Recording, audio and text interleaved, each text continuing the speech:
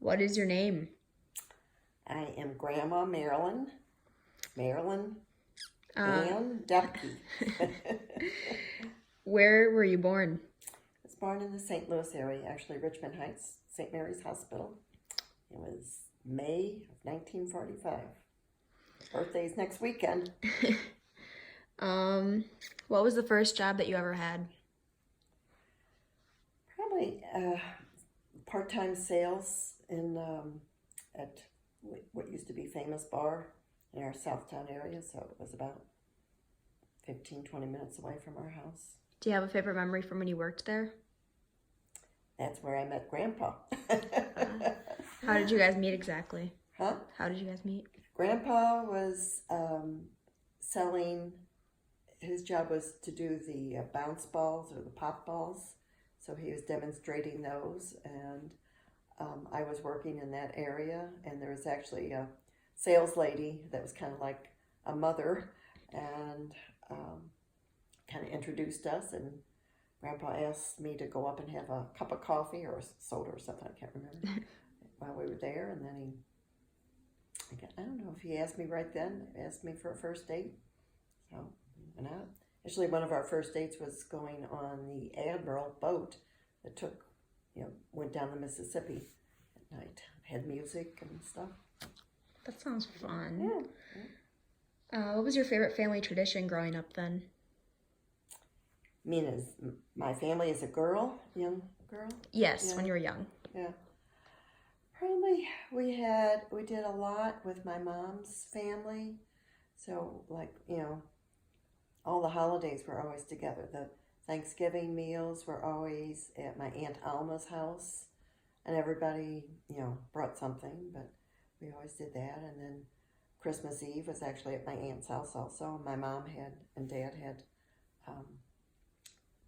Christmas Day.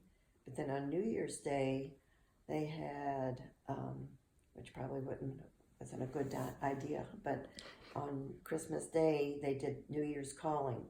So they all met, started it, I think, really at our house after Mass, and had hot toddies and, sandwiches and snacks, and then went to somebody else's house and went all afternoon and evening. Went to about 4 or 5 houses. So. Yeah, and you tried to keep that tradition alive, I see. Yeah. Driving all over the place every holiday. Yeah.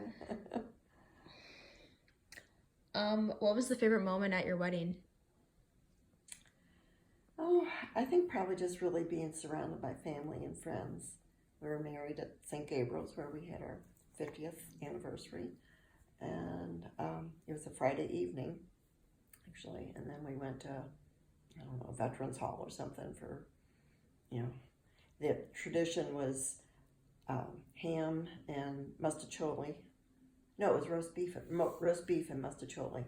That was the meal. That and dancing with a band. And that's so it was fun. Very informal. What was one thing that kids today have that you wish you had growing up? Probably the ability to travel. That how Nick is in Ireland now, and I mean you've been Alaska and that. As a child, we I think our first vacation was probably when I was maybe in 7th or 8th grade, and it was like down to the Ozarks.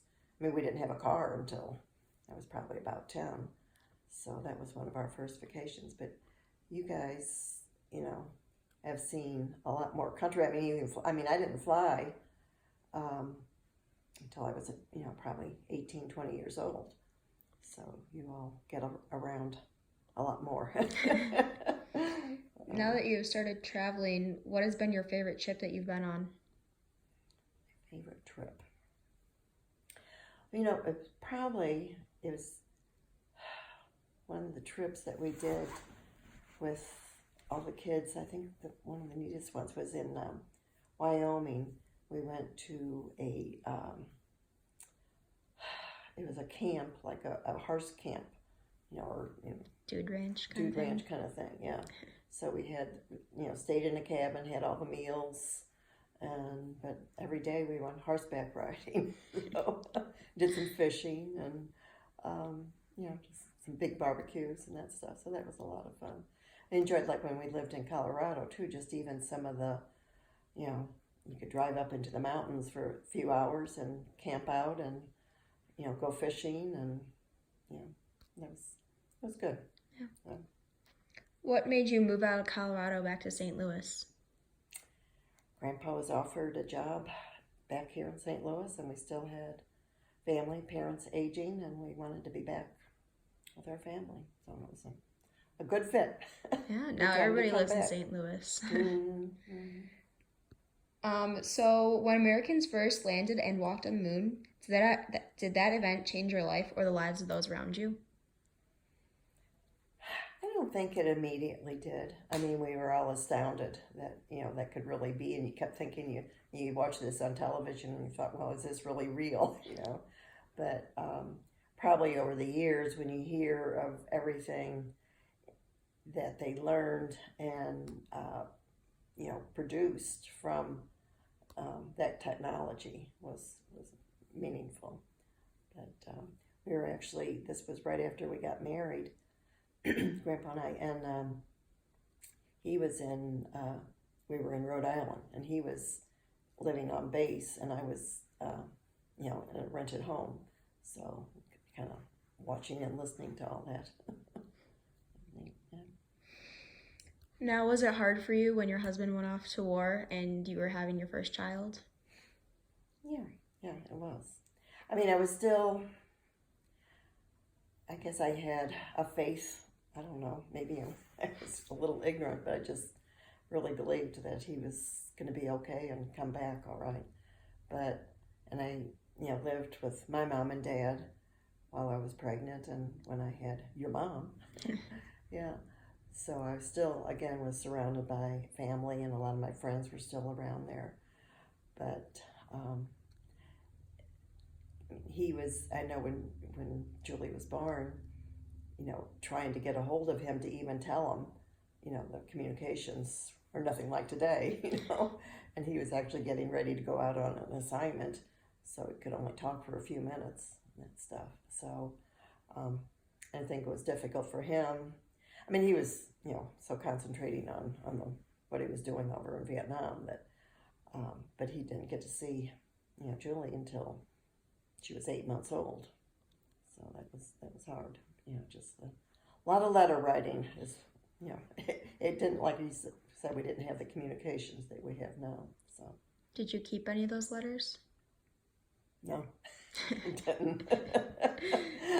I'm not real nostalgic about that. Yeah. We did. I remember at Christmas time, we all had a tape recorder that we, all the relatives were together, and we all, sang some songs and sent messages that we sent to Tom. So it's really cool. Mm-hmm. The old-fashioned way. So through the past about 17 years, you've watched me while my parents have been on vacations. Looking back at that, do you think I was a troublemaker? No. No, you were very easy to get along with. No. So it was more my brothers? I think you were all on good behavior when I was here. So, no, we enjoyed him. I mean, when you were younger, of course, it was a lot of taking you to preschool or dance or whatever, and the kids to sports and all that. But, no, I was glad to be able to spend that time, because living the long distance, we don't get to see each other, on a regular basis. So those were special times for me. I think one thing I always remember when you were, so the boys were little, but you were a baby, and we came up for Zach's birthday. I'm trying to think how late, maybe, was he 2 or 3? I can't Probably remember. 2. And that's when you had pneumonia. Yeah. So just remembering. I remember pulling up to the driveway in your car, and your mom had left a note on the door saying, "We're at the doctor's, come." So we ran to the hospital with you. But, yeah. Yes, my favorite part of Visiting You was always going over the summer when Nick was at his hockey camps to the City Museum and going up on the school bus and being scared to death. Yeah, yeah. It was fun to be able to show you, the zoo and The city. botanical gardens and the Seeing city it all, museum, yeah. the arch and all that. Yeah. Yeah, I remember when we went to the botanical gardens that one time. It was like a Chinese New Year festival, yeah. and it was all lit up at night. And the gardens were Mhm. beautiful. Yeah, yeah, yeah. Those are fun times. So, how do you think your faith life has developed as you've aged? I think it's definitely deepened, and it's a very important part of me. I mean, I think when the kids are young, I didn't spend as much time in praying or going to church and that, and now it's really my faith family, because I go to mass almost daily, and then those people that I've met from church, will go walking together or go out to lunch together, and um, just some of the different programs that I've gotten involved in, reading the Bible and the Rosary.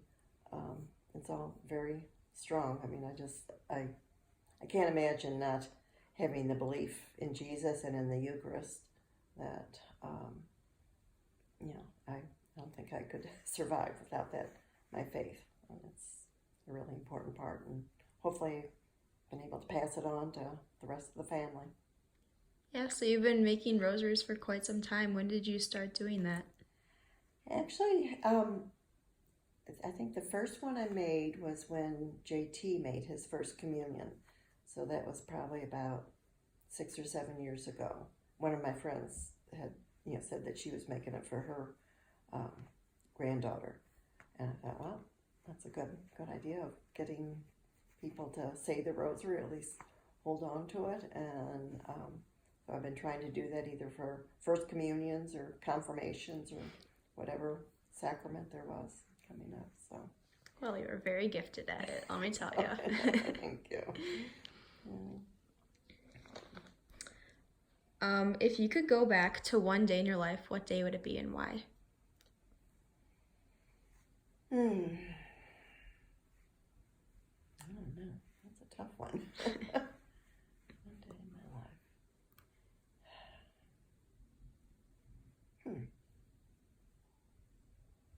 I don't know what to say to that, Madison. I guess I don't go backward. I feel like I always just kind of keep trying to look forward. I've been blessed with so many beautiful times with family and friends and travels and that. But I feel like I'm still growing in what I'm able to do. So I don't know that I would go back. So. All right, one final question. Okay. If you have any advice or anything that you wanted me to know, what would it be?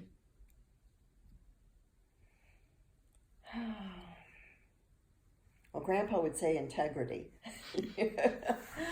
But I would just say, again, going back to the faith in the Catholic Church and the belief in the Eucharist and Jesus, and knowing that, you're not in control, God's in control of your life, and just really depending on that. I mean, there's such joy, really, in believing that, and knowing how bad things might seem they are, that, you can depend on God to pull you through, that there's always that future with Him. All right. Thank you. Okay.